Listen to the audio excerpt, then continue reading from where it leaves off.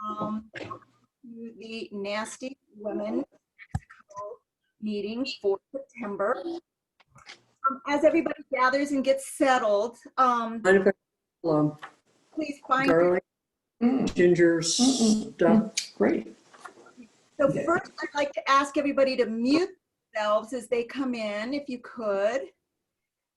And then if you can find chat, we'd like to ask you to post in chat one thing that you are.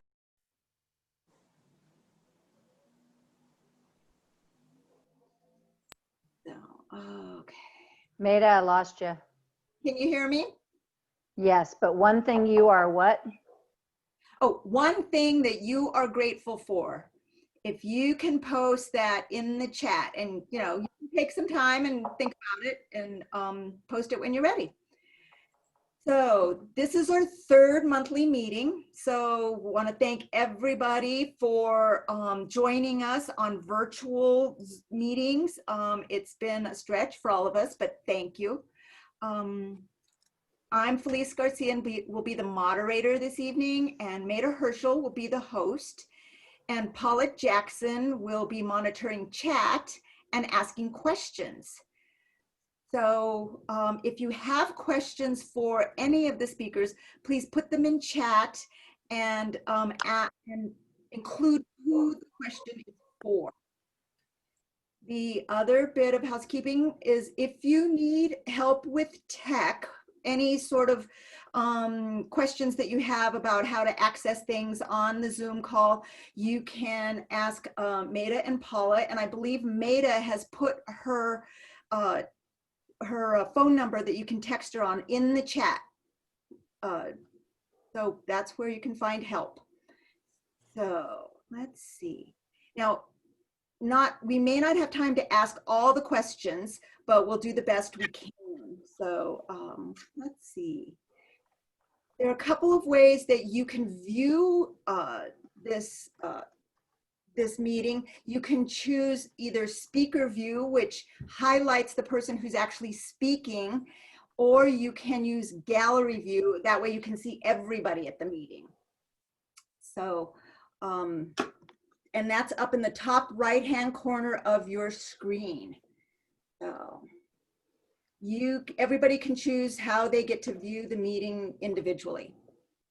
So, as always, we're here to help all of us learn more and do more for progress and change. And we hope to consistently provide opportunities to hear from candidates who need our help and to share information on important topics that concern us when we're having our meetings.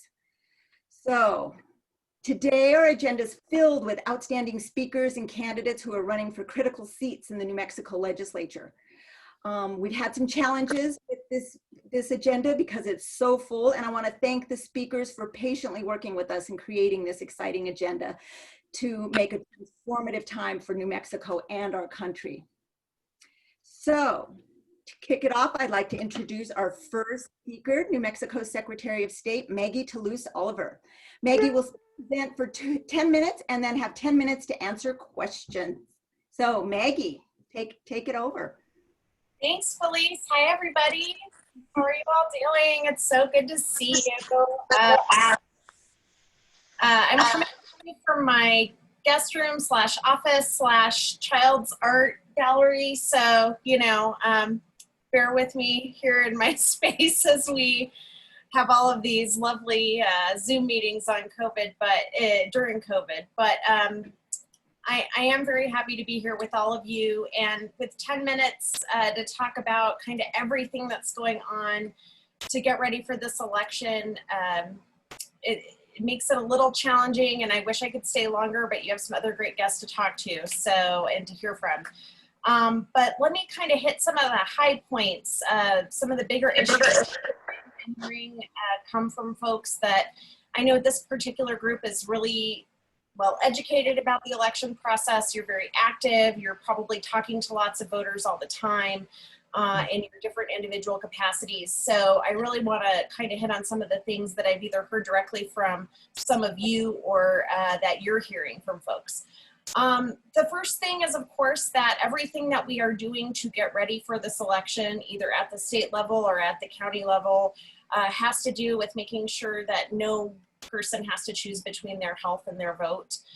So trying to make it as safe as possible for folks to vote by mail if that's how they choose to vote. And of course, in my opinion, that is still the best and safest way to cast your ballot. And we'll talk a little bit about all of the work that we're doing to keep that process safe and to make sure your ballot gets where it's supposed to go and gets counted, as well as at the polling place. So if you choose to go and vote in person, whether it be during the early voting period or on election day, I hope no one in this group is going to wait till election day, just because that's the last chance, right? And I think we're all going to be working. I'm going to be running the election on election day, but I think you're probably all going to be working to get voters out on election day. So, but let's talk a little bit about what are all of these things going on to make it safe and easy to vote. So I know I don't have to tell this group, but just a quick reminder that at nmvote.org, anybody with a current or expired driver's license or state ID can register to vote.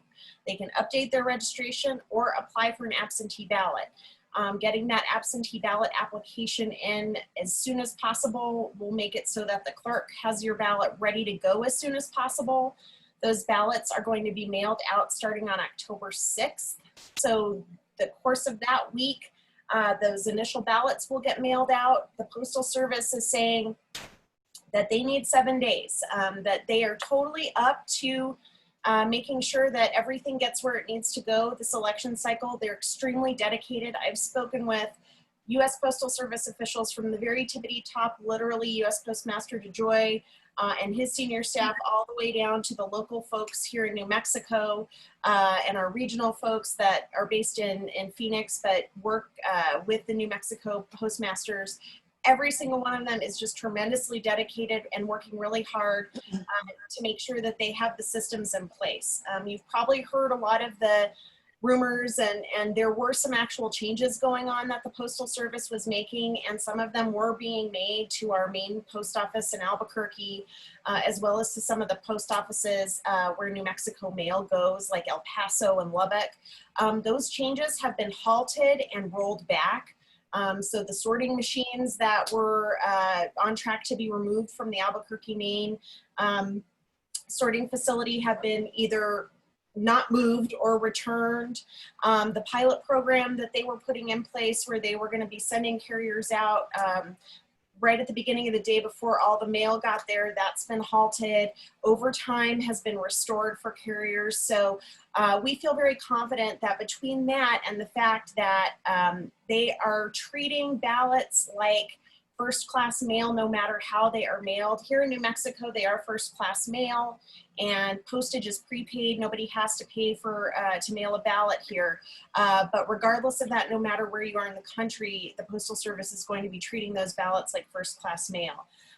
So between the assurances we've gotten from them and the accountability mechanisms we've put in place, we've put a reporting system in place with them. We have regular communication. And we are putting the intelligent barcode on every single piece of mail that goes through this process. So every ballot is going to have a barcode on the outer envelope. So you can actually track your ballot as it is being mailed to you from the county clerk's office, and as you are mailing it back, if you choose to mail it back through the Postal Service. And so it's not going to relate to your ballot inside the envelope. You won't be able to tell how you voted or anything like that, but that outer envelope will have a barcode where you can go on nmvote.org and see exactly where your ballot is through the whole process. So ballots will not be getting lost. If you do see something weird, if it's getting stuck, if you're concerned it's not going to get back in time, you can call your county clerk and get a replacement, or go vote in person and get a replacement there. Last but not least, on absentee ballots, and I'll speak really quickly to in-person voting and we'll go to questions. Last but not least, on absentee ballots, you will be able to drop that ballot off at any polling location. We just sent guidance to all the county clerks about how they can make that a separate drop-off process. So many of you may have gone to drop your ballot off at a early voting site during the primary and maybe had to wait in line with all the other voters. Now you'll just be able to either walk in and drop it off, or they'll stand up a drop box right outside the polling place where you can go drop it off, maybe even drive up if the situation provides for that to drop your ballot off. So the goal being safe and easy.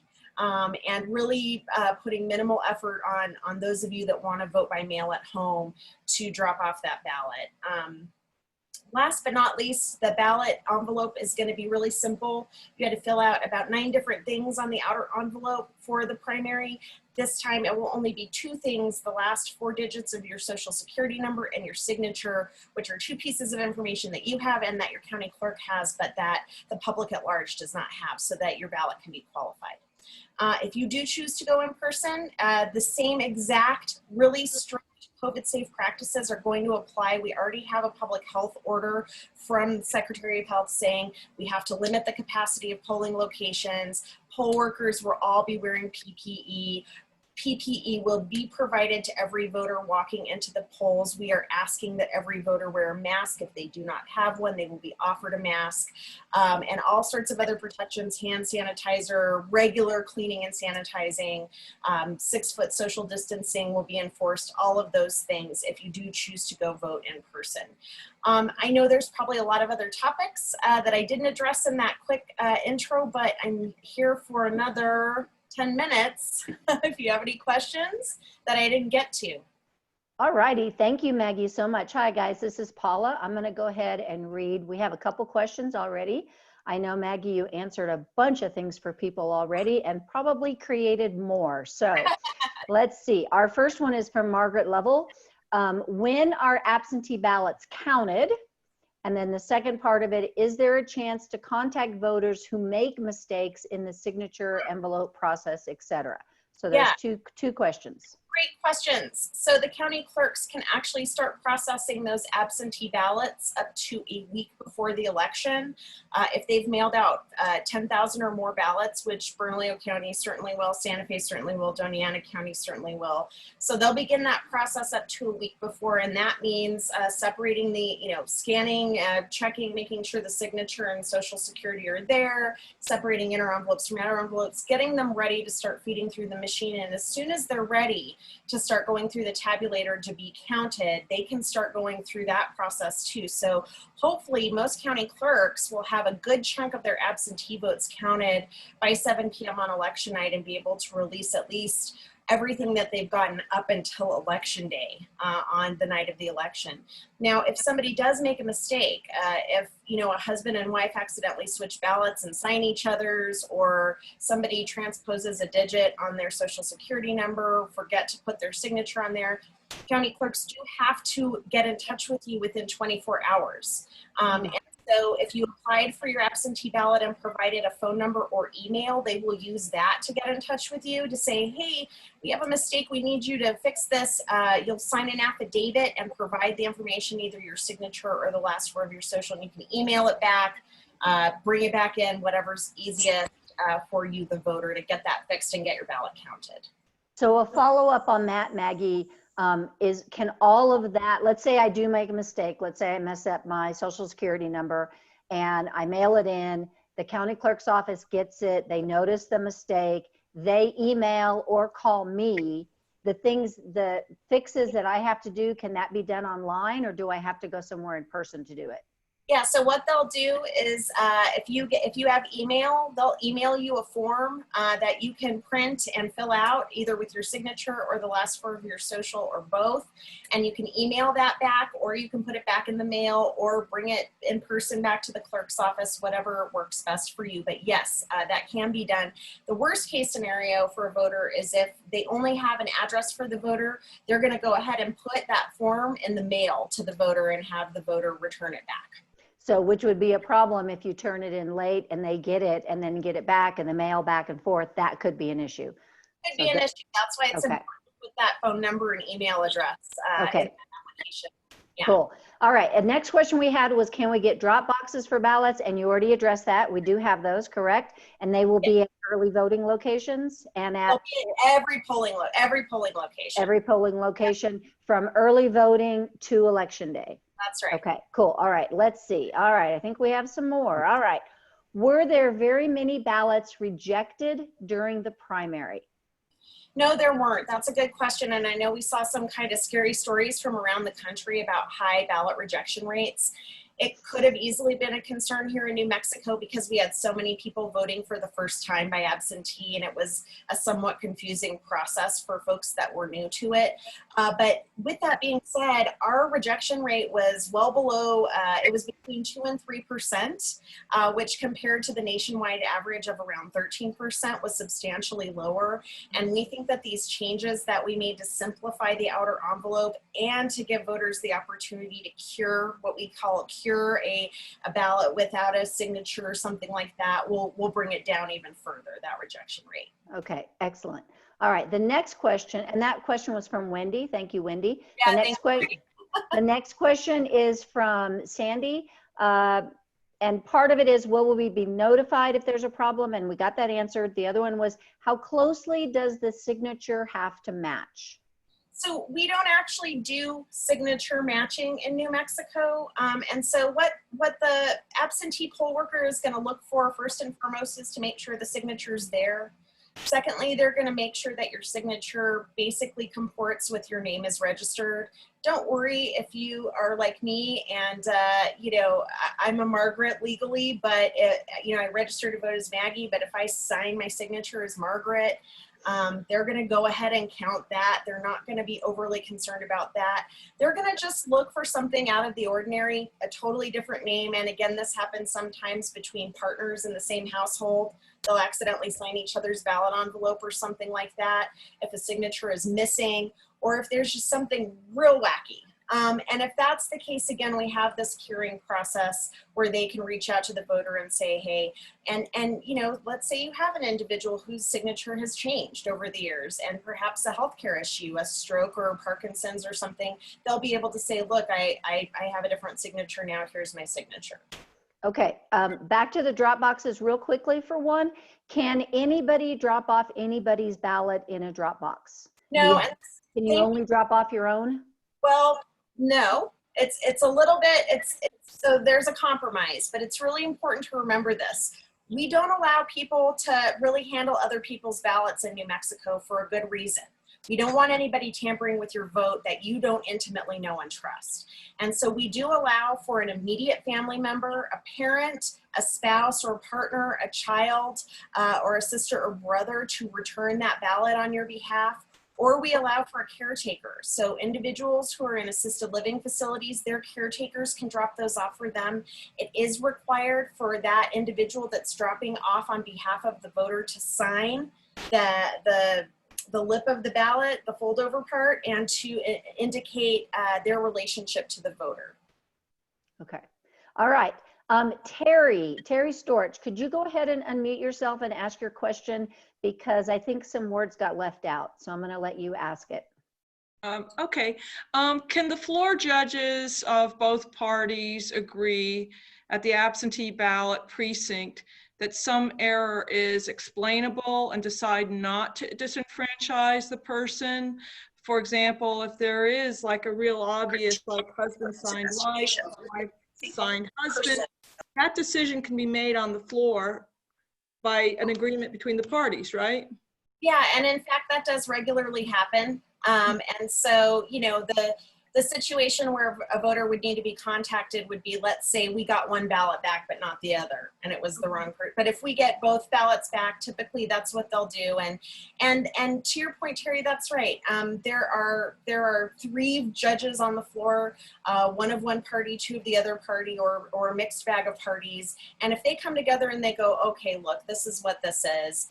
We're going to go ahead and count it. And I will say, in my experience, most judges, either in the absentee precinct or in person voting, really try to err on the side of allowing the voter to cast that ballot. Cool. Thank you, Terry. Go ahead and mute yourself again. Thanks. All right. Next one from Jerry Warner. Are there any security concerns about the drop boxes? No, because we're going to have them located either within or adjacent to the polling locations for one thing. So there's going to be, you know, a number of poll officials there overseeing the process. Just like in any other situation, they're going to be locked, tamper-proof boxes. The box is never going to be left alone or left alone with just one poll official. So even in a case where you have a drop box that is maybe posted outside of a polling location, you're going to have two poll officials of different parties manning that drop box literally at all times. And at any point that cannot be the case for whatever reason, the drop box will be brought back into the polling location and locked up in the care of the other poll officials that are overseeing the polling location. Excellent. Okay. Man, you're great. You're good at this. We're just moving right along. Okay. Now we have two questions from Vera Watson. Number one, if we did not request an absentee ballot by September 14th, should we just wait for the application to be mailed to all registered voters, or should we download the ballot? That is totally your choice. As you know, the county clerk in Bernalillo County and 10 counties across New Mexico, they're already mailing out those applications. They should be starting to arrive in the mail here pretty quickly. My personal choice would be that regardless of whether you get one in the mail, if you go and do an application online, a couple of things I think for me are superior to that method. The first is that there's not a risk of your application having any error on it because it's going to be associated with your record in the voter registration system. There's not a risk of you maybe accidentally putting the wrong birth date or, you know, the wrong driver's license number if that's what you end up using on your application. So I would just encourage you to do that. Plus, it just saves the county clerk's staff some time to process. They're going to have just giant stacks of paper to process, and there's also potential error there, you know, human error with data entry. So go ahead and do the online application. But if you'd rather wait and you'd really rather send back the paper form, of course you can do that. Just make sure you get those in quickly. That deadline to apply is earlier this time. It's October 20th. So they have to have your application in no later than that date to vote. Okay. And then please give a good explanation for the difference between a mailed ballot and an absentee ballot. We've heard a lot of that in the news. A good explanation. So what's the difference? Do you have an explanation? No, yeah, the good explanation is there really is no difference. You know, a ballot that is mailed to you is an absentee ballot is mailed to you. I think the difference that we hear a lot about in the news is the difference between the states that conduct what we call universal vote by mail programs versus absentee voting. So states like Washington, Oregon, California, Utah, and Colorado, which automatically mail a ballot to every registered voter as opposed to going through the application process for an absentee ballot, which is what we do here in New Mexico. That's the big difference. Okay, and then I had a question. I actually had two. One, are there poll workers still needed everywhere?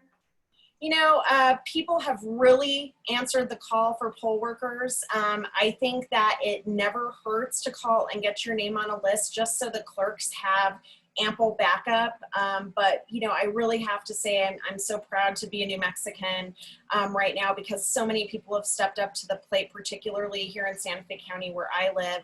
But, you know, Bernalillo is always in need of good folks. So sign up if you're able to and you're not at high risk for the virus. Go ahead and do that, please. I think you're muted. Sorry. That's okay. If you can answer this one quickly, we have time. When might we expect to have universal registration? You know, we are doing about as close as it's possible to get here in New Mexico. In New Mexico, you are automatically registered to vote when you go to the MVD unless you explicitly twice say that you don't want to be. And of course, we have online registration here as well. So we basically have all of the tools that it's possible to provide in terms of what we currently understand to be universal voter registration in New Mexico. Will there be other ways to do that? We are looking at automatic/automated through the tax and rev department, through human services. So we're looking at expanding that universe of government agencies that's automatically registering people moving forward. Okay. Yeah. Maggie, thank you so much. I know. No, I cannot beat that introduction for Pam Cordova. But Pam, welcome. Thank you so much for coming and speaking to Nasty Women. And Pam is the candidate for New Mexico Senate District 30. So take it away, Pam. Well, thank you so much. And New Mexico Nasty Women. I am very familiar with you actually, because you were down in Valencia County in 2018 quite often, and you were there to help Social Torres Small win, and we would not have been able to take Valencia County without all of your help, because every day, every Saturday, when the Nasty Woman would come in, I would get so excited, yay! So you pick up your packets, get out there and do some walking, and it was actually wonderful. So my name is Pam Cordova, for those of you that do not know me, and I am running for Senate District 30. I'm running because I believe that in this district and in New Mexico, we need a state senator who we can trust, especially now that lives are topsy-turvy and changed by COVID-19. And I believe that we need a senator that will fight for our kids and will fight for our families and our communities first and foremost. So not the big business and not the special interest groups and not the wealthiest New Mexicans. That's kind of my motto for this campaign. I am a retired educator, teacher, and lifelong member of the National Education Association, also known as the NEA. And for 25 years, I worked with high school and at-risk children. And I've seen firsthand needs of this district, of our kids, of New Mexico and families. And I'm running to represent this particular district and New Mexico because our communities are struggling. And we've suffered enough under past leadership that didn't have what it takes to grow the economy, empower workers, and break the cycles of poverty. And right now we have a once-in-a-lifetime opportunity to change the face of the New Mexico Senate by electing me, Naomi Parra Martinez, Saya Correa Hemphill, and Carrie down south in Doña Ana, and all the other wonderful women that are running for these positions. I am a Native American, and I'm a native New Mexican, and I grew up here in Los Angeles, which is just north of Belen in Valencia County. And my parents taught me and siblings a really important thing, that education is the single most important thing in life that you can pursue.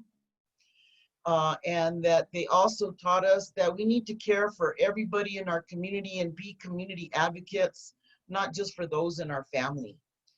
So then my greatest example of how I live my life and how I want to conduct myself.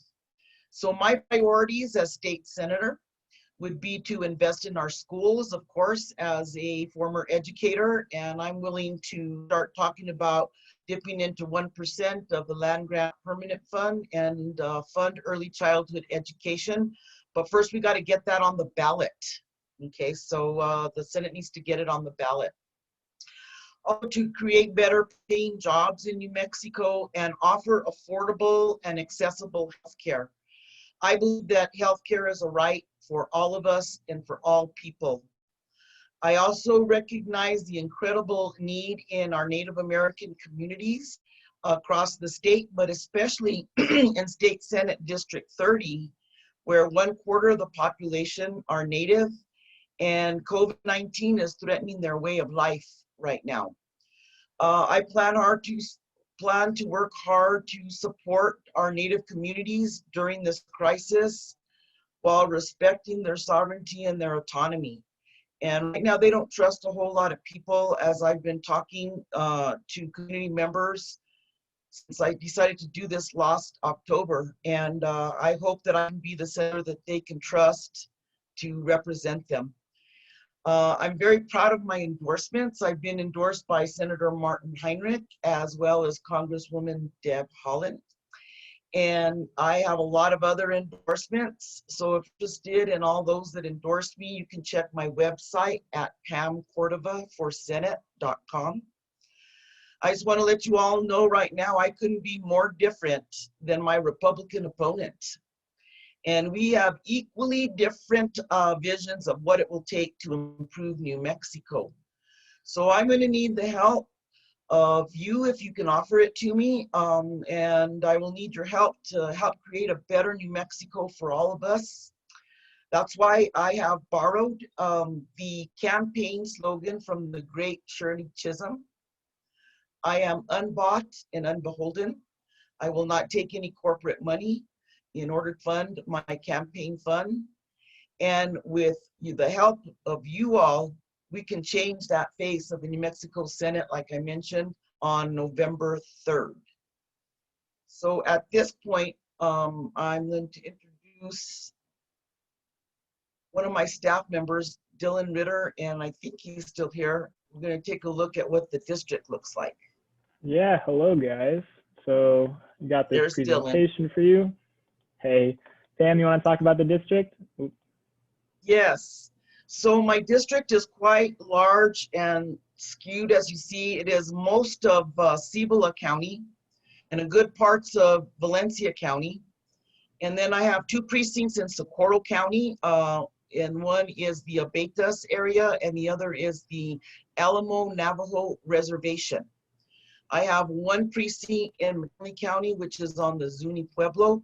But in Cibola County, I have most of Grants, not Milan. And in Valencia County, Rio Communities, where I live, which is way down south, okay, southeast of Belen. And then it goes up into Las Lunas, which is the northwest part of Las Lunas.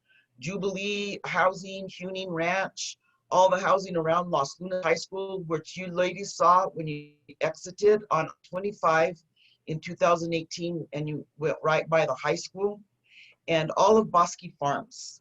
So it's a very large district, and hopefully we can make our districts a little bit more reasonable when we get up there next year. And just some quick numbers for you guys I have.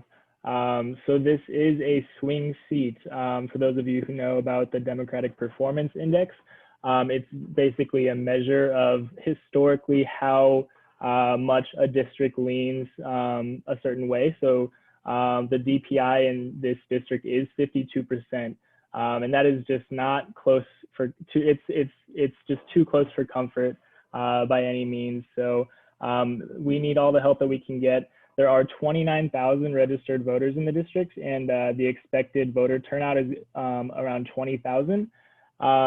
Which is insane. It's 70%. You know, it's a general election or a presidential election year. So we're expecting huge turnout, and we are targeting 16,000 people. So, you know, we're making many calls, thousands of calls. Our base only includes 2,500 of 16,000 target voters, so we are having to make some tough persuasion calls and some turnout calls. So any help that you guys can give, we really appreciate. Pam, you want to talk about some polling?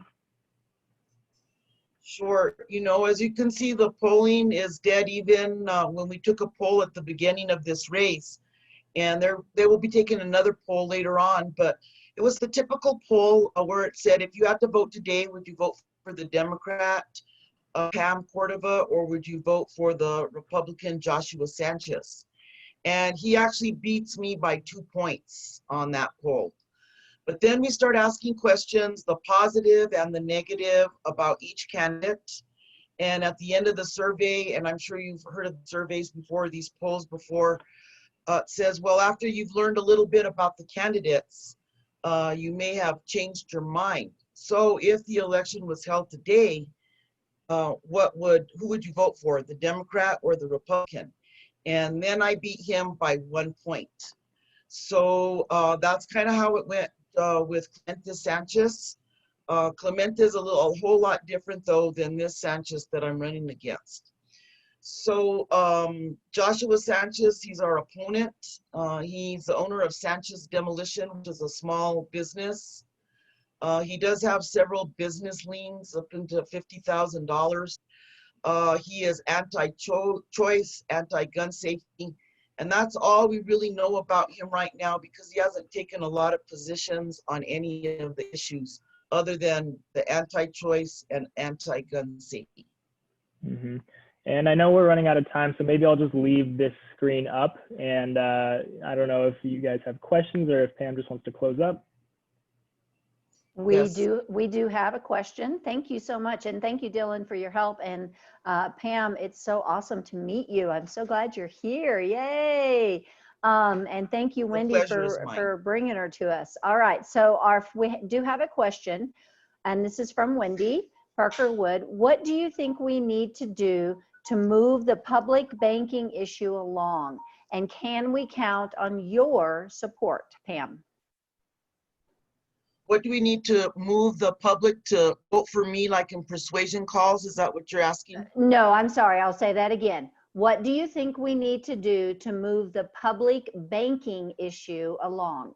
So the New Mexico Public Bank. And can we count on your support for New Mexico Public Bank?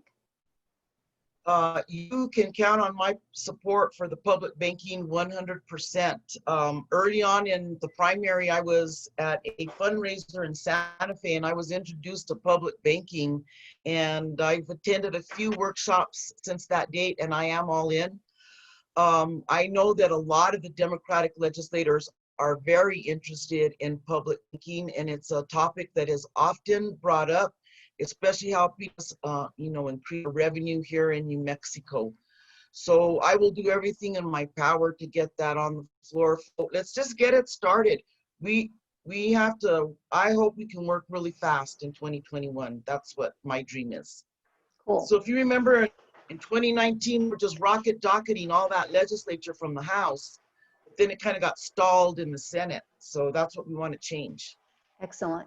All right, we've got another question. Can you please talk about your stance on guns? I believe, I guess, in the Second Amendment, although I think it is completely misinterpreted. And I support all the legislation that the moms demand action were able to get through 2019. And actually, that was quite impressive. I don't know if I've ever witnessed anything like that, a group that's so diligent that they managed to pass all 3 bills. That was very impressive, and I'm on board with all 3 bills. They have also endorsed me and are helping me with my campaign.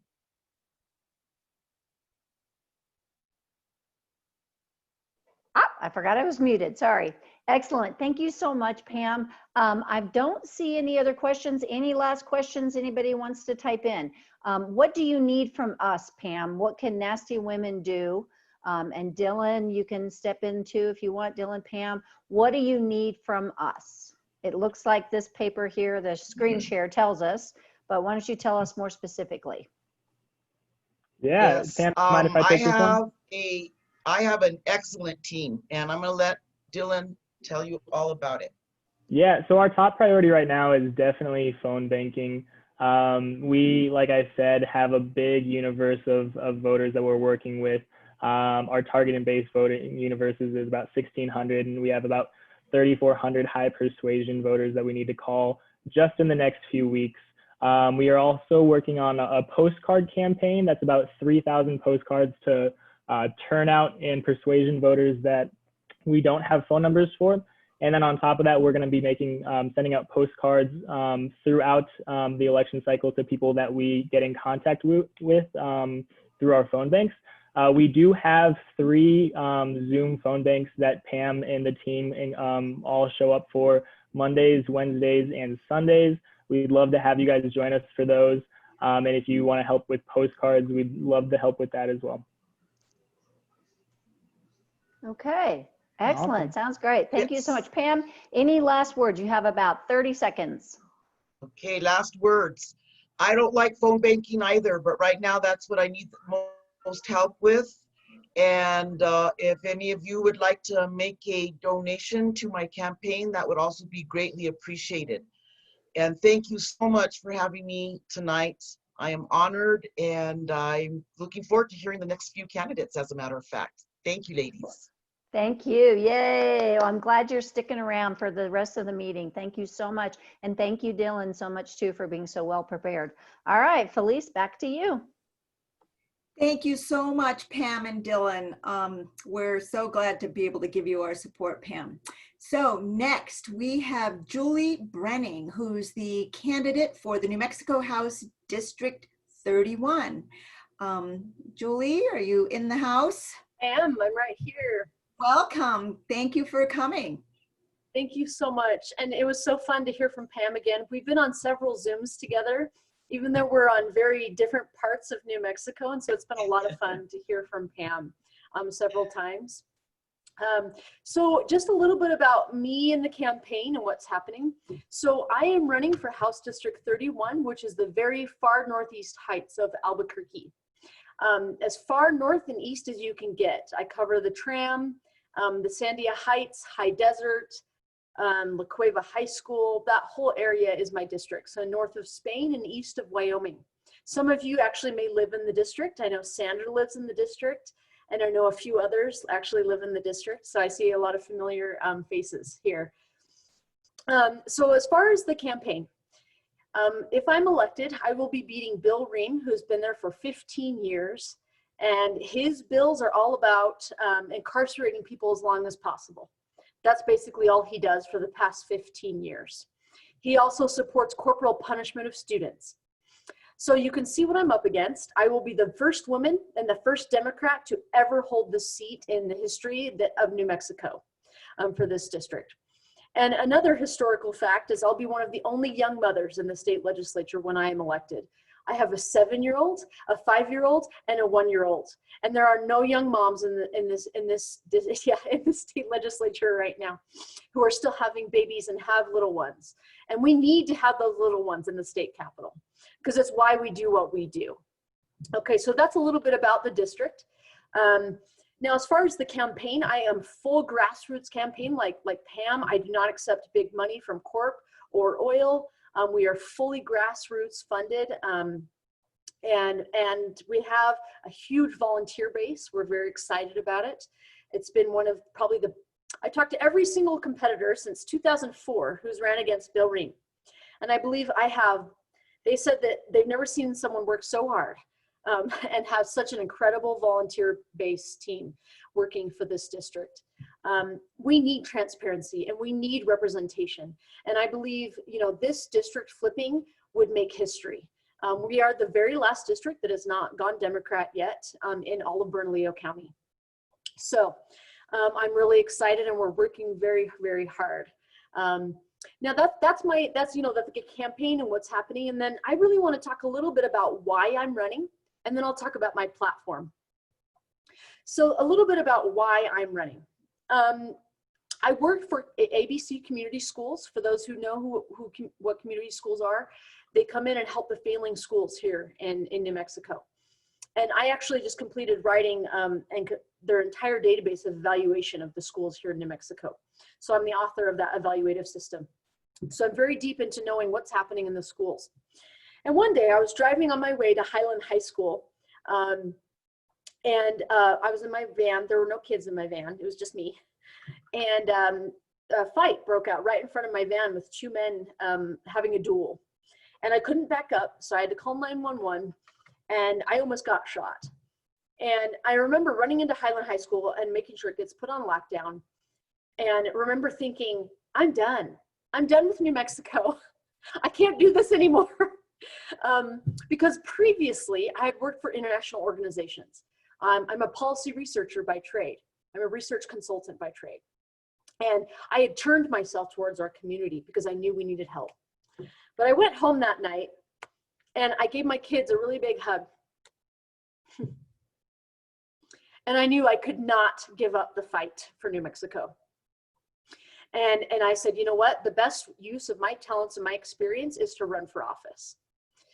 So that's when I began my journey. That was about 1.5 years ago, deciding to run. So that's why I'm running, is for my kids. Now, a little bit about my platform and my expertise. My first priority is public safety. So I am an affiliate of the largest database in the world on the status of women.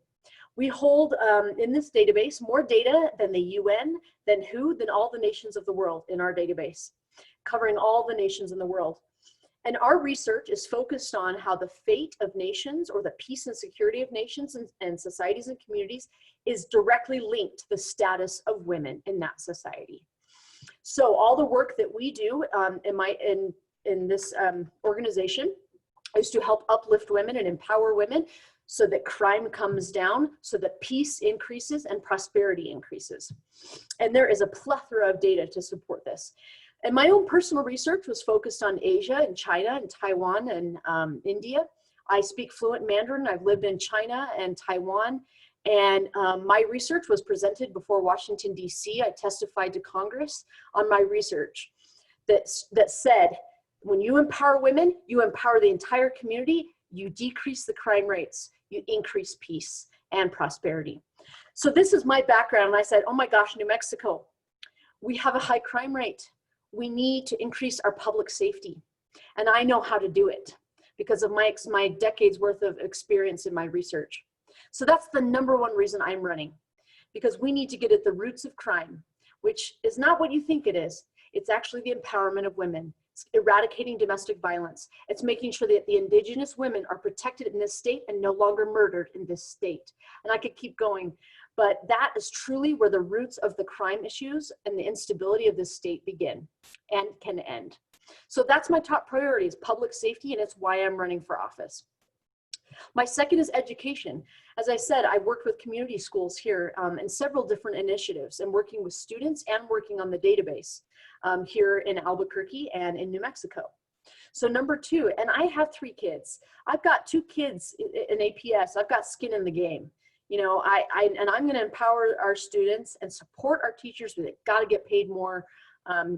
So #2 is education, and making sure that we really bring better quality education to the state. My third priority is building the economy. As a research consultant, I'm also a small business owner. And so I understand the hit that the businesses have taken here in New Mexico. So I'm a huge advocate of supporting our small and local businesses and diversifying our economy and making sure we're not so dependent on oil. It's become such a huge problem. It's so volatile.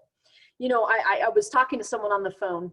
I make about 300 calls a week at least. I lose my voice every single day. I'm on the phone and someone was like, well, if you don't support oil, you don't support the future of New Mexico. And I said, you are absolutely wrong. I said, when I look at my children, I don't see oil. I see agriculture. I see tech. I see renewable energy. I see a lot of other industries that are going to truly support New Mexico. And that, I don't see oil as the future of this state. So those are my 3 main priorities. Just to recap: public safety, education, and building our economy. I'm also passionate about, you know, our environment and healthcare and other issues as well. But those are the main ones I feel like I can bring expertise to the table, to our state legislature. Now, a little bit about what I need. So we're a low budget campaign because people think that this seat is not winnable by a Democrat, and I think they're wrong. And I'm going to prove them wrong. So what we need is phone bankers. That's, as Pam said, that's our biggest need here in this district, is making sure that we make phone calls and we call as many people as we can. If you live in the area, I would love it if you could also help lit drop. We have covered almost already half of the district. Half of the houses have already received a piece of literature. We just have to cover the other half. So those are my very specific needs. If you live in the area, Northeast Heights, please come lit drop. If you don't, please help me phone bank. We have to flip this seat. Now, Pam also introduced her motto, and my motto is a new vision for 2020, and making sure that we have folks who have a true vision for this state. So thank you so much, and I'd love to field any questions that you have. Thank you so much, Julie. We're so glad to meet you and have you here. Thank you very, very much. So we do have a question here. This question is from Wendy Parker Wood. Have you had an opportunity to meet with our mayor to discuss Albuquerque public safety? No, but can you set that up for me? Because I would absolutely love to meet with him. And let's talk some of the reforms, right? So my vision of police reform is actually getting half the police force as women, particularly women of color. That will change the police force. People are talking about training, and I'm like, training is good, but we have to change the demographics of who are the police officers. Are they the mothers that George Floyd called out for? It should be. So I'm a huge advocate of making sure that the police force is half women, and particularly women of color. Anyway, I have lots of ideas for Mayor Keller. If you'd love to arrange that meeting for me, I'd love to have it. Other questions? Well, you can mention nasty women. Hopefully that'll get you in the door. We did help get him elected. All right, so we have another one. How can we contribute to your campaign? Okay, so in the chat box, I'll go ahead and put my website, and on my website, you can contribute donations. As I said, this is low budget, but we need a lot more funding for mailers, but there's also a volunteer button, and I can put that in right now, my website, which is right here. As I said, we have a huge volunteer team, so if you want to join that volunteer team, I'd love to have you. We also had a question, follow-up on the discussing Albuquerque public safety, but also what are your thoughts on everything that's going on right now with the police union, the contract? What are your thoughts on that? And if you had a chance to talk with the mayor, what might you say to him about the police union contract? Can you be more specific? Who asked that question? Han did. Let's see, Marianne or Maida, could you maybe be more specific on that question too? Or Han? Han, Yeah, you could unmute. Are you referring to like creating a separate public safety unit, or? I am not sure what there's. Yeah. Okay, is that what you're referring to? So I worked for Bernalillo County for Commissioner Piscotti, who I think is actually on this call. And while I was working for Bernalillo County, I worked very closely with the Behavioral Health Initiative. And I loved that. I loved the interaction there. And I got to see the firsthand reports of the police and the social workers working together. It was so positive. And it literally was saving millions of dollars from the APD to have them teamed up. Instead of having the fire, the police, and all those resources come, they had the social worker come with the firefighter, the police, and they had great success. The numbers look really, really good with the Behavioral Health Initiative. And that's with the county. So this other initiative is with, specifically with Albuquerque. So at the state level, I would absolutely support a similar initiative. Okay, thank you. All right, we have another question. What is Ram's other issues and how is he attacking you? Bill Ream, Ream. Let's see, his Ream, other, sorry. No, you're good. He voted against all of the Mom's Demand Action, just like Pam said. He voted against background checks. He voted against all of it. He is obsessive with putting people in jail as long as possible. And those are literally some of the only bills that he puts forward. And I've read all of his history of the bills he sponsored, and they're all about incarceration, incarceration, incarceration, which I think is just the opposite direction that we need to go. Bill Ream has not attacked me at all. And in fact, I emailed to ask him for a debate, no response. And that's what I hear from every single person in this district. No response, no response, no response, meaning he does not respond to constituents at all. And the other issue is he gives out like a biannual like newsletter, and his last newsletter was incoherent. So like I read it and it didn't make any sense. So I just feel like it's time for him to go, and people are voting for him just because he has an R next to his name, but it's time to change that. All right, and we have a couple minutes left, so I'm going to throw in a question. We haven't got another one, but I am a lifelong educator, just recently retired last year from 34 years of teaching. I heard you say a couple different times about fixing education in New Mexico. So could you compound on that a little bit? What do you think is wrong with education in New Mexico, and how do you feel like fixing it? Okay, so that's a great question. Well, I think one of the biggest issues that we face in New Mexico is connecting families and caregivers who are caring for students to the schools and making sure that they can give the academic support for their students to the schools. I actually think we have excellent teachers. I think we have excellent curriculum. I don't think that's the problem. I think it's making sure that those families are supported. And one of the best ways that I've seen in the research that I've done of doing that is through community schools. Community schools connects families with community resources. So I'll give you an example. Has anyone heard of the Homework Diner? If anyone's heard of that, it's where a school, they come in, community schools comes into a failing school and says, what do they need? And not just academically, what do they need as a community, as a families? They found out that they needed food and they needed to understand how to help their students with homework. Those were the two biggest needs. They didn't know how. So then community leaders came in and nonprofits, and they started sponsoring homework diners. They provided food for the families and connection with the teachers to teach them how to help their students with homework. So this is what community schools is all about. So I'd love to fund community schools so that they can connect the communities with the schools and the families with the schools. I believe that's one of the most important things that we could do to help New Mexico education. Of course, we need to pay our teachers, you know, better salaries. I mean, that's obvious. But I really believe that this is a group effort. We cannot put the blame at the feet of the wonderful teachers of this state. I believe that we need to work together as a community. Okay, thank you, Julie, so much. And we're just so pleased that you were here. We're so excited for you. And the fact that you're doing this with a 1-year-old, you blew my socks off. So I barely, had on matching shoes when I had a 1-year-old. But anyway, thank you so much for being here and good luck. And you let us know what we can do for you. There's things in the chat box, so you will get some Nasty Women Power behind you. I know you already got some donations tonight from listening to you. So thank you so much for being here. We appreciate it. Felice, I'm going to pass it on to you now. Okay, thank you so much, Julie. It was so great to learn about you. You sound amazing. So next we have Brittany Barreras from the West Side and South Valley, my neck of the city, and where I grew up. And she is running for New Mexico House District 12. Brittany Barreras, welcome to Nasty Women, New Mexico. Thank you so much for having me. I'm really sorry that I was a little bit late to jump on, but I'm really, really glad to be here and just super, super excited.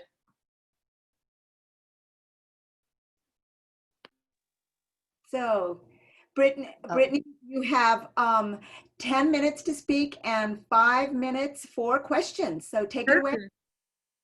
Well, thank you so much. As you mentioned, my name is Brittany Barreras. I just want to thank everybody for being here and for giving me this opportunity. I was born and raised here in District 12. I have a really deep love for the South Valley and specifically for my district. I caught the very end of what Julie was actually talking about, and I too have a 1-year-old baby. So it's really cool to know that not only is there another mom, but there's another mom that knows the chaos that is my life right now. My mom, she raised me just to believe a lot of really cool things. And one of the things that I really thank her for is teaching me that it's important to give back to the community that raises you. And that's basically what I'm trying to do. I'm trying to make my mom proud and represent my neighbors. My life is not much different from my neighbors around here. I'm not your typical politician. I'm used to just a regular 9-to-5 job, working really, really hard and not necessarily seeing that pay off, maybe still struggling to make ends meet, which is the case for a lot of my neighbors. I also am very, very proud of some really great endorsements that I've received, and I would really like to share those with you guys. I'm going to try to get through it as fast as possible, but I have the New Mexico Federation of Labor, the Central New Mexico Labor Council, the New Mexico Building and Construction Trades Council, Albuquerque Teachers Federation, the National Education Association of New Mexico, International Brotherhood of Teamsters, Southwest Regional Council of Carpenters, Planned Parenthood Votes New Mexico, Conservation Voters New Mexico, the Sierra Club Rio Grande Chapter, New Mexico Working Families Party, 2020 Moms Demand Action Gun Sense candidate, South Valley Regional Association of Acequias, which is super, super important down here. And I also have some really great Democratic lawmakers, including state representatives Debbie Armstrong, Christine Chandler, Gail Chasey, Damon Eli, Miguel Garcia, Susan Herrera, Andrea Romero, Patricia Roybal Caballero, Debbie Sariñana, Liz Thompson, and Christine Trujillo. So again, guys, I'm just super, super happy to be here. I'm really, really appreciative of everything that you guys have done and all the hard work that you do. And I'm open to any questions that you guys will have for me. Thank you.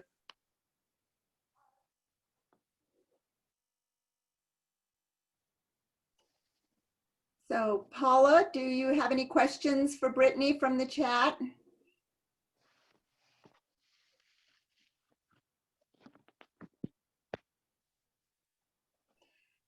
One at a time now, one at a time. So Paula's asking the question. So Brittany, since we don't have questions yet, can you tell us a little bit more about what you plan to do to help improve the conditions in the South Valley? Yeah, most definitely. Just from growing up here, living down here as an adult, and also just talking with my neighbors, I know what's important to us. One of the things is going to be education, early childhood education, making sure that we have the best teachers in our schools, but also that we're paying them a salary that makes them want to actually stay in our schools, which is a huge problem. I'm also fighting for the small businesses down here in District 12.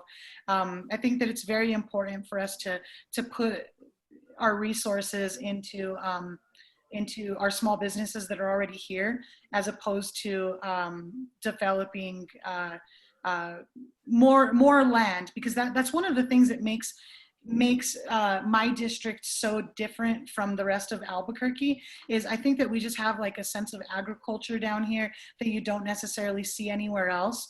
And right now there's a big development push to kind of sweep that under the rug and get rid of it and use our precious acequias, our water resources for things like that. And like I said, just talking with my neighbors, that's definitely not something that's going to be good for us, and that we're going to stand for. Another something that's super important to me is going to be renewable energy. Growing up, we camped and I went fishing more than once a month. So I was pretty much raised outside, and everywhere that we went, my mom would always have one rule for us, and that was that we left it better than the way it was when we got there. And by that she meant, cleaner. And so I keep that in mind when I'm thinking about renewable energy, and when I'm thinking about just the earth in general, is that I feel like it's super, super important for our future generations, for our children, to leave it cleaner than the way it was when we got here. And so that's super important to me. Excellent. Thank you, Brittany. Hey, this is Paula. Thank you so much for being here. We do have a bunch of questions now for you, so I hope you're ready. All right. So the first one is, Brittany, what do you do for a living? And Julie, thank you for that question. I'm traditionally in sales, in retail. I worked for a cellular company up until about a month or a month and a half ago. So that's something that's definitely been brought to my attention since putting my hat in this race, is that traditionally regular 9-to-5ers don't really do this. They don't really put their hat in the race, and I understand why now. Is I went from a 40 to 50 hours a week with my regular job. This right off the bat was a minimum of 30 hours a week. So like I mentioned, I have a young family. It wasn't good for any of us for me to continue that. So basically what it came down to is I saved up all my money for a couple of months, and I prepaid my rent all the way through the election, so that I could focus on this and not have to worry about bills, because like I said, I'm not a rich person. I don't come from a wealthy family at all. And so I had to basically put every penny that I made into my future bills. But it's something that I don't regret at all. I know how important this is, not just for me and not just for my community, but for our entire country.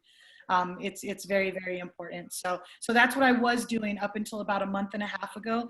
And then I'll also just say that moving forward, I would really like to, as my 9-to-5 job, just do something that maybe makes me feel really good, helping people, maybe working for a nonprofit or something like this. I don't plan on necessarily going back into sales. But thank you so much for that question. Excellent. So these next two questions, one from Marla and one from Maida Herschel. Marla Painter, who I know you know, and Maida.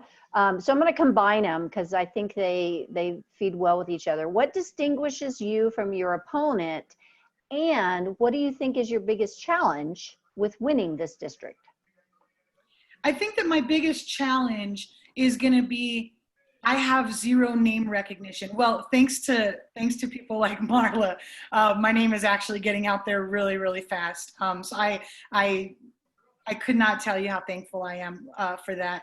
But my opponent is a former county commissioner. I've known his name my whole life, just growing up in this district. So I would say that's going to be, that's our uphill battle is getting my name out there and talking with the voters. During COVID, it's completely different. As much as I would really love to be at all of your doors, I can't. It's not safe for anybody. So reaching out to voters over the phone is a little bit weird. But yeah. And then what sets me apart from so there's going to be quite a few things that set me apart from my opponent. Down to just my life. I'm from the LGBTQ community. I'm 32 years old. And this is, you can take it how you want, but I really don't care about money. I don't have my pocketbook in this race whatsoever. My opponent is backed by some big developers, including the Santolina project. And it's not good for anybody down here. It's not good for what's happening in Tahajali, with their having to fight for clean water, and that it hurts me as a person because I care about people genuinely. And I think that if you genuinely care about people, you can't help but to put yourself in their shoes in every situation. And that's the person that I've been my whole life. And it doesn't seem to be that way for my opponent. And again, I'm not the type of person to even really badmouth anybody. I appreciate my opponent and his service and what he's done for our community. I just think that I bring maybe a fresher set of eyes to the scene. And so I think that's what sets me apart. So Brittany, that leads to another question we've had, which is, how is your campaign going to go when it comes to your opponent's shady past? Do you plan on pointing that out and bringing it out, or do you plan on not? So when I first started working with my campaign managers, they basically said, whatever rules you lay out, that's what we have to follow. And because I wanted my personality and who I am to come across, I have asked that we keep it as positive and clean as possible. Instead of saying my opponent's for this and I'm not, I can just say what I'm for. As the campaign goes on, we'll see if my opponent feels the same way about that. I would really, really hope so, because, I think that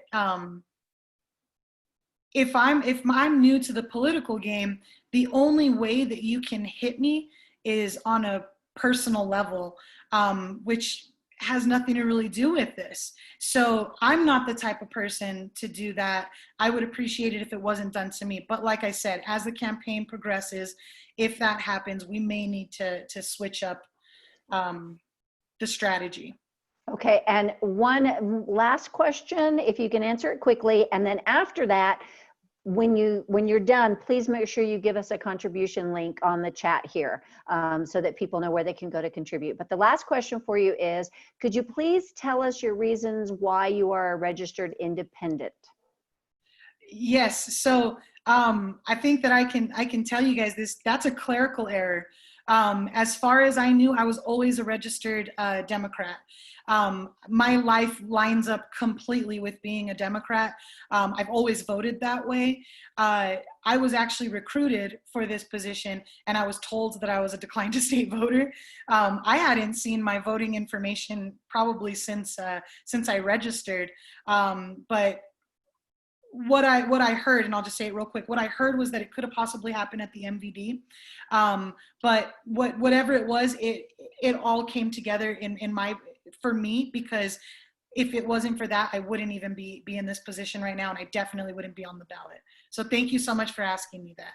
Well, we are so glad that you're here on the ballot and here with us tonight. Thank you so much. And you don't have to worry about putting your link up, because Felice put it up for us. So everyone, if you're looking for a link to donate for Brittany, it is in the chat there. And we thank you for clarifying that, and clerical errors. Oh, we all have dealt with them. Brittany, we are so happy that you were here tonight. Thank you so much. We appreciate it. Thank you so much for having me. And again, I'm sorry for being late. Oh no, you're fine. You were not late at all. And Felice, on to you. Thank you so much, Brittany. Glad to have you contribute to the meeting tonight. So we are on to our final speaker of the evening, Martha Burk, who is an author and a political psychologist. First, we're going to go to Maida for a quick introduction for Martha. Maida. Hi, so nice to see everyone today. This will be really short. I know you want to hear the speaker, but we wanted to give Martha a little introduction. She's a political psychologist and women's issues expert specializing in gender pay equity, and co-founder of the Center for Advancement of Public Policy, a research and policy analysis organization in DC.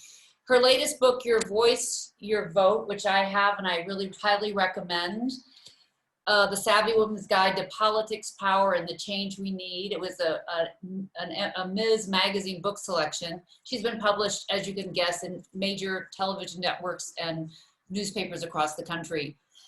I just want to say a few things about the book. One, I think is really interesting is that it has more than 300 endnotes. So the back is all about citations. And she explicitly says early in the book that that's because of this current environment where there's so much allegations of fake news, alternate facts, and as soon as you disagree with somebody, you say the data isn't correct.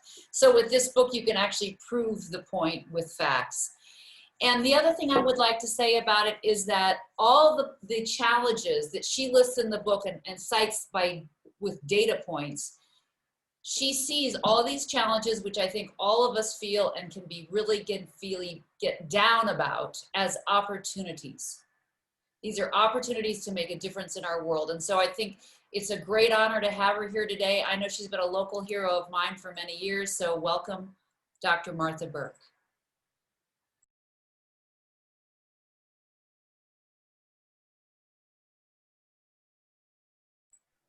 Okay, can you hear me now? Yes, ma'am. Oh, great. Thanks for having me. It's a pleasure to be here with all you nasty women. And I do want to talk to you about, well, I want you to remember 5 words for this whole presentation. You don't remember another thing, I want you to remember 5 words. Women can control any election. And I mean that. Women are the majority of voters. We are the majority in the population. Sorry, I'm in a borrowed office and I can't do anything about that. We're the majority of the population, and we are the majority of those that actually show up at the polls. So we have it in our hand. We can control any election. And that's why I wrote the book, because there's so many issues and so many opportunities. And believe me, we're getting more every day with who's in the White House and who's in the Senate particularly. They're creating opportunity for us in the next 4 to hopefully 8, maybe 16, 20 years. When women first got the vote, as we know, this is a 100th year anniversary, the men said, we didn't need the vote. We were going to vote just like our husbands. Or some of them said, no, if you give them the vote, they'll take over the world.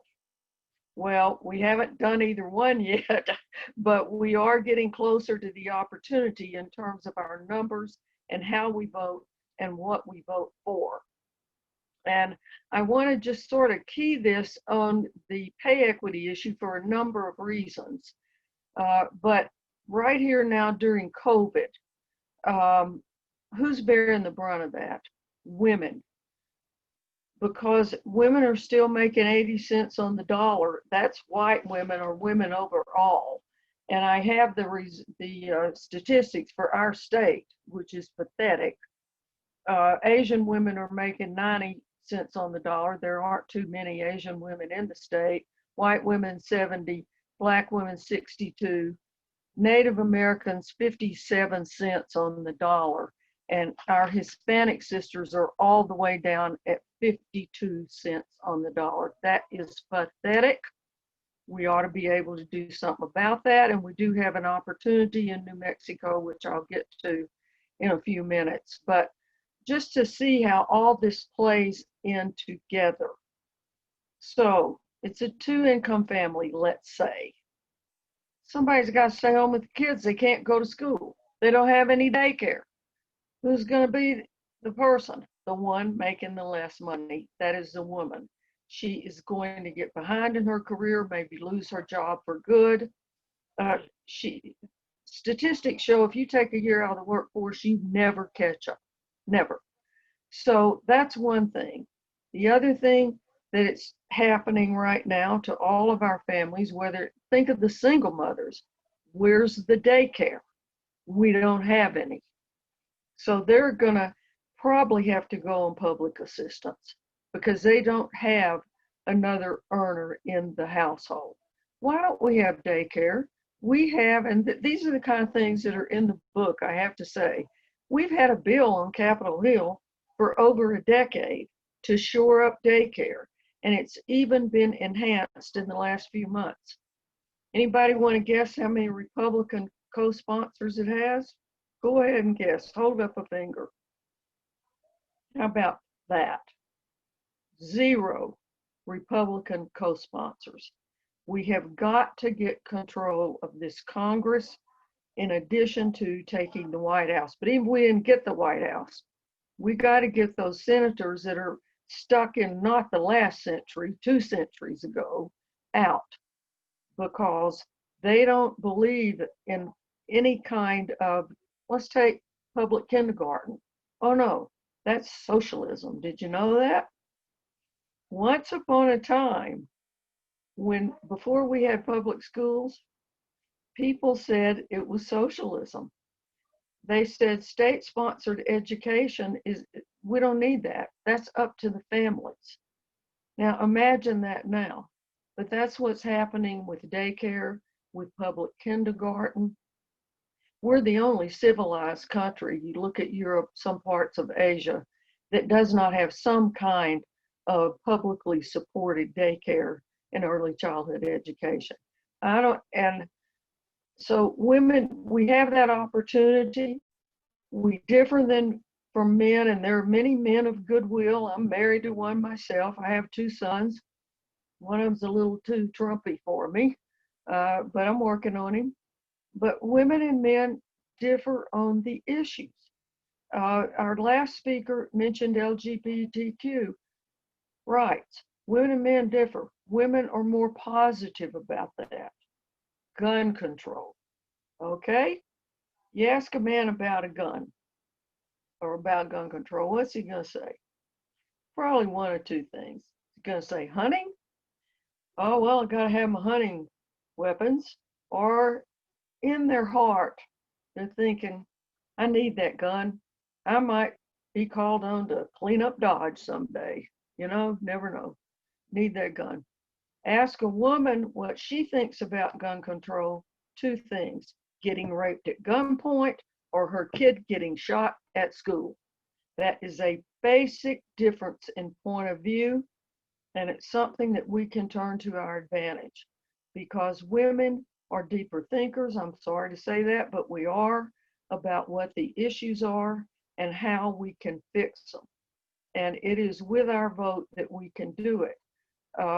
All of the things that we are facing with COVID were not caused by COVID. The things I've talked about, pay equity, daycare, child care, right to abortion, which now they're trying to say it's not an essential service. So if you need an abortion, too bad, you can't get it. None of that was caused by COVID. We had it before, but it's been made worse. And so we just have to look at this as an opportunity. I know it's very hard some days because we're all stuck in our homes or stuck in a home office or possibly in an apartment building or something like that where we really can't get out.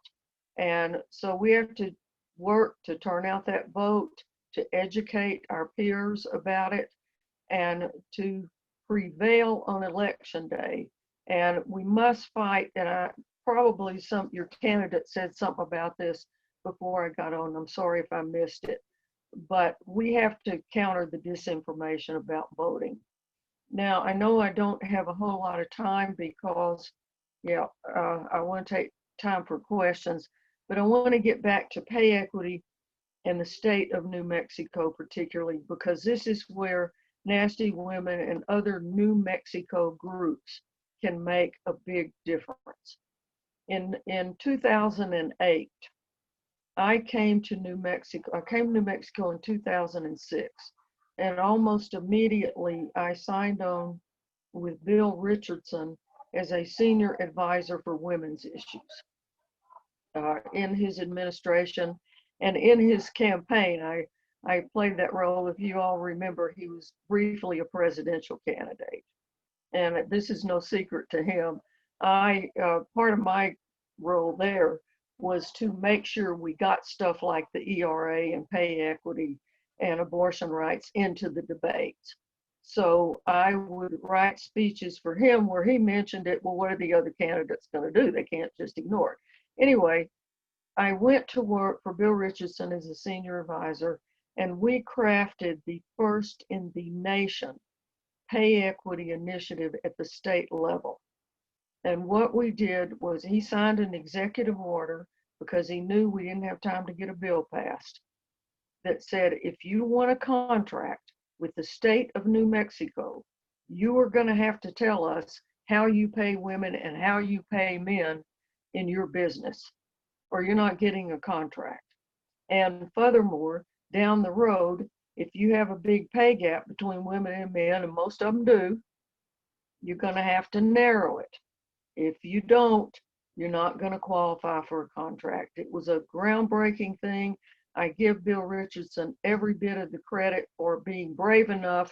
He knew people weren't going to like it. Those business guys weren't going to like it. He did it anyway. And so I had the honor of being able to craft the initiative and initiate the initiative with staffers that he put on the project to work on it with me. What happened? Well, Susana Martinez happened. And she came along. We still had the executive order. She completely ignored it. It died on the vine. We didn't hear anything about it. Have you heard anything about it since Michelle Lujan Grisham has been in office? And I'm not talking about COVID. I know she's got her hands full and more with that, but she was in office a year before that happened. Hear anything about it? No. Why? Don't ask me, but ask her. I think she is a good governor. I know she is an advocate for pay equity, but so far, she has not done a thing with that initiative. She knows it exists. She knows it's still on the books. They don't have to pass a law. All she has to do is take it out of the drawer. It's an executive order and say, okay, fellas, we're going to enforce this and we're going to do it now. So this is something I'd like to see this group and other New Mexico groups get behind, because we are way down near the bottom. and gender pay equity in this state. And it doesn't have to be that way. I know my time is, as I said, limited. I hope some of you have some questions, so I'll stop talking for a minute and be able to answer anything that you want to ask. Thank you, Dr. Burk. This is Paula Jackson here. I'm one of the nasty women. Thank you so much. And we do have a question actually from one of our candidates who spoke earlier, Julie Brenning. She asks you, if I'm elected, what can I do to help with that pay inequity? It is a big issue for her. And so she's asking you for your advice. What can she do? Well, I am not as well versed in the ins and outs of how you would do something like this without passing a law. I advise Bill Richardson, don't try to get a bill passed. It's going to take years. Just do it by executive order, which he did. So what she can do is put some pressure on her peers, colleagues, and the governor herself to reactivate that executive order. It doesn't take any special process. All she has to do is say, we have this, I'm now going to enforce it. Now, I understand there are things you can pass in the legislature that don't have the force of law, but things like memorials that say we support this or that or honor this or that. Maybe there's that kind of process just to bring it to people's attention. But believe me, it is a ready-made winner for the women of this state and for this governor. So I know she's got her hands full with COVID, but this is the time to do that homework. So when the session starts in January, it's on people's minds. Excellent. Thank you. Julie, does that help? Excellent. Good job. Okay, good. All right. We have another question, this one from our member, Vera. What are your talking points, Dr. Burk, to give and share with a man on why women think through questions more compassionately and realistically? Well, I hate to revert to stereotypes, but it's necessary. Women are the caretakers in this nation and in this world. And we are closer to the things that we need. A lot of guys are, yeah, they know there's a pay gap, but it doesn't really affect them. Maybe they're married to somebody that is pretty close to parity, or maybe they don't know. That's another problem with the pay gap, is people don't know. They can't find out how they're paid relative to other people. So I think that is part of it. I think, again, like it, love it, hate it, whatever, women are caretakers of kids. Kids get sick, who has to stay home, or usually does? Who are the single parents? Overwhelmingly, single parents are women, and women of color. And they are also on the very bottom of the pay scale. So I think that's why our priorities are different, not to mention the reproductive rights issue. Gloria Steinem said it many, many years ago, if men could get pregnant, abortion would be a sacrament. But women are the ones that have to contend with these things that men do not. And to me, that's just a simple answer, I guess. Thank you. We have a really great question from Maida Herschel, and she asks, what gives you hope? What gives me hope is the women I'm talking to right now, the women I see every day that care about this nation, that care about this society, that care about fairness, that care about progress, and care about electing people that think in terms larger than themselves. That gives me a lot of hope. And again, those 5 words, women can control any election, because we are the ones that are the future. It's never going to go back to men being the majority of the population. Just look at the statistics. And so all that gives me a lot of hope. The young people, we have a lot of young activists now. And I will say, there's a book. If you know a young person, maybe this is their first time to vote, make them aware of this, because they don't understand. They haven't got years and years of experience with discrimination or working for things and seeing what progress we can make and what we still need to make. So that gives me a lot of hope. And the young men are much more tuned in than men were, shall I say, in my day, because that was all women's stuff. They didn't worry about it. But now the young men know better. Thank you so much. I think that gives a lot of us hope too. All right, Felice, our Nasty Women New Mexico founder, Felice Garcia, asks, do you know general statistics about what women contribute to the U.S. economy? I do not. I wish I did, and thank you for the question, because as soon as I get home, I'll look it up if there is such a statistic. But I'll say this, you can key it to that pay equity number in terms of dollars.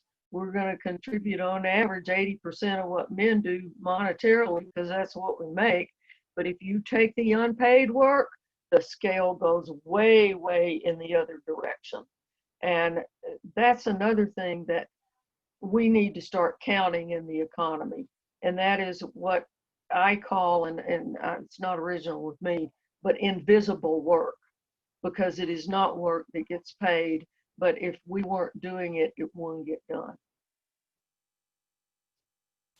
That's extremely true. I think about two of our candidates that we had on tonight, female candidates with young children, yet they're still doing this hard work of running a family as well as running for an office. And you don't see very many men who take care of all the kids while they're doing that. So, all right, we do have another question, this one from Maida. Since when women are, okay, let me read this better. Women are fairly represented on board companies. Maida, can you read this? Unmute yourself and read it. Yeah, it's just the question of, the data shows that when women are represented more fairly on board of directors of Fortune 500 companies, they make more money. Like that's a fact. And yet women are very, very poorly represented. In fact, I think someone we just had a bank that just made the first CEO. Anyway, that's a huge frustration to me, because you would think if the economics incentives are true in our friggin' stupid capitalism, then that should mean that there should be, just put more women, more diversity on the boards, you're going to be more profitable. And yet here we are, we're still just so poorly represented. How can we fix that?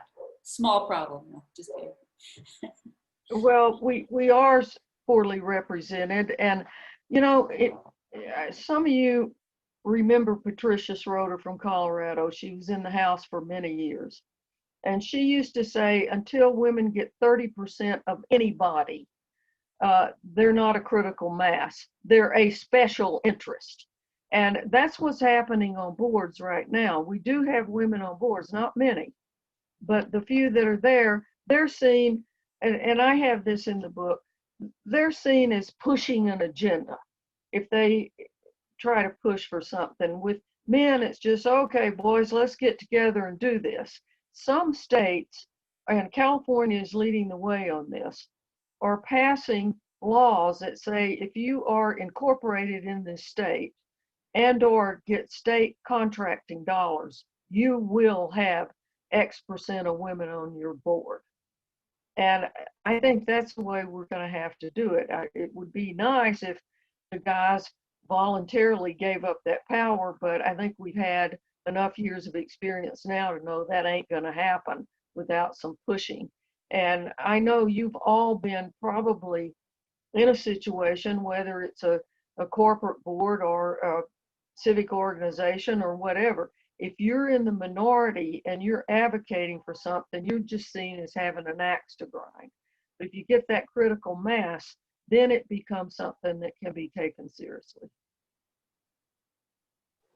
Thank you, Martha, so much. And we do have a comment here from Julie to everyone.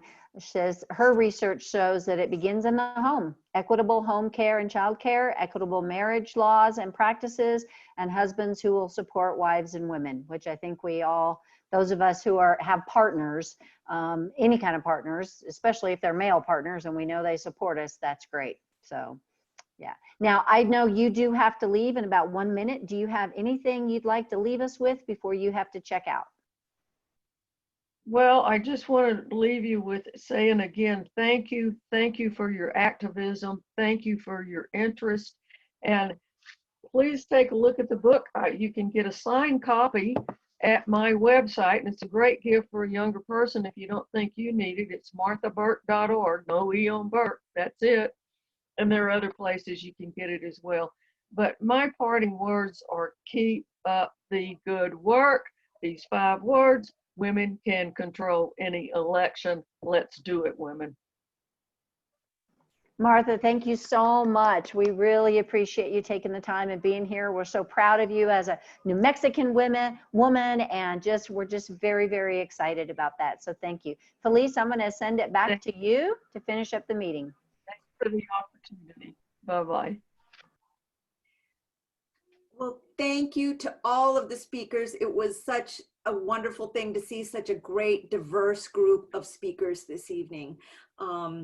You know, and to see the new young candidates for our New Mexico Senate, and to have Martha Burk wrap it up and say why it's so important for women to be participating fully in this process.